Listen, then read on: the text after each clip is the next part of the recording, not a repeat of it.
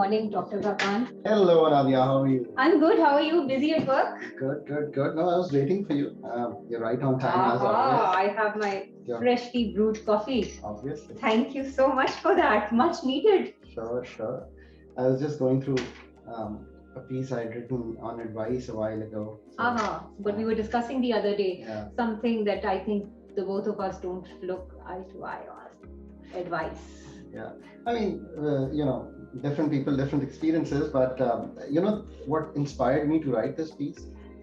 This was early September. I was traveling, and this guy who's worked with me for a long time at Q Block. Q Block? Q Block is the Ministry of Finance. It's in Pakistan. It's the same thing when we call it Q Block. Right. So Ministry of Finance, and he one day came into my office, and he was a personal aide, so I cared a lot for him. Right. And he said to me,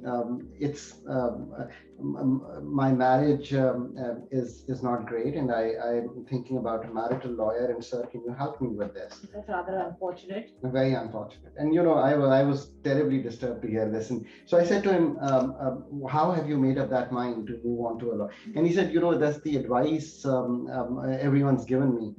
And I said, who's everyone? And he said, office workers and friends who he meets in the mohalla and everything, and I was astonished that people would give that kind of advice, and I said okay, and a few days down the road I called one of my friends who had been a lawyer, and I said I need your help. So I called the guy again. I said here's the number and all, and he was quite disturbed. So I said let's go for coffee. So there was this coffee shop, I think it was Gloria Jeans at the Kosar market. It was near our in Islamabad. In Islamabad, correct. And so we went down there and we had a cup of coffee and we were talking, and I tried to understand what was going on. And I understood that the advice he got was far from understanding his context. It was just that he seemed disturbed, and everyone said, get out of this disturbance rather than solving that disturbance. Right. And I said, did you discuss the context of how things are, the circumstances which are bringing this up? Yeah. And, he said casually, not much, you can't tell people. So over the weeks, we became more friends. And then I really understood what was going on. It was the circumstances where he was living. So his logistics were defining his marriage rather than the relationship itself, right? And we changed that, and he moved away, and lo and behold, he called me the other day. He had his life all sorted and everything. He had a promotion, and I was really happy for him. And that's how I came down to writing that piece. Sound advice that you gave. I come across so many people giving expert advice on almost everything. But I've always noticed whenever we have our discussions, and I've noticed when talking to you, and for as long as I've known you, that you're always very careful with your choice of words and the advice that you give.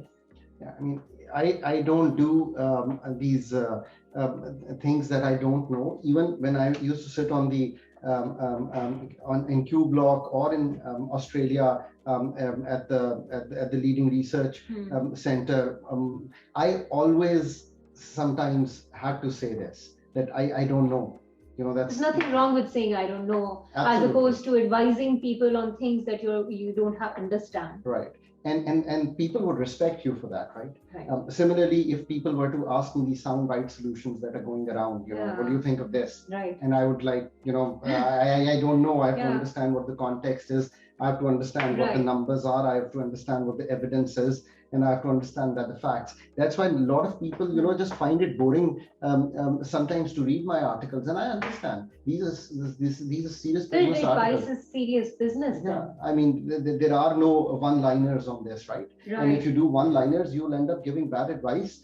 And advice is a trust people put in you, right? You just can't get it wrong. And as our prophet said, that you can't harm people by your words.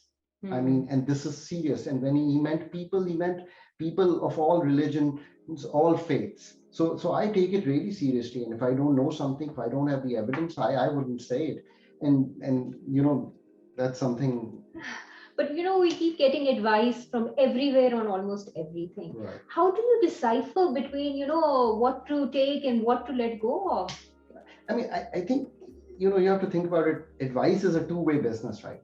So the guy who's giving you advice, or the woman who's giving you advice, and then there is the woman who's getting that advice. Yeah. So she can't be passive as well. She has to be active participant as well. Be open to the person who's giving you this advice. Tell your circumstances. Tell why you're seeking that advice. Tell what is going on in your heart and mind, and then you will be able to get the better. So it's not just snippets of information that you share with people, right, and then expect to get sound advice. It's explaining the context and everything. Only then can the advice giver really sort of advise to the best of his understanding the situation and context.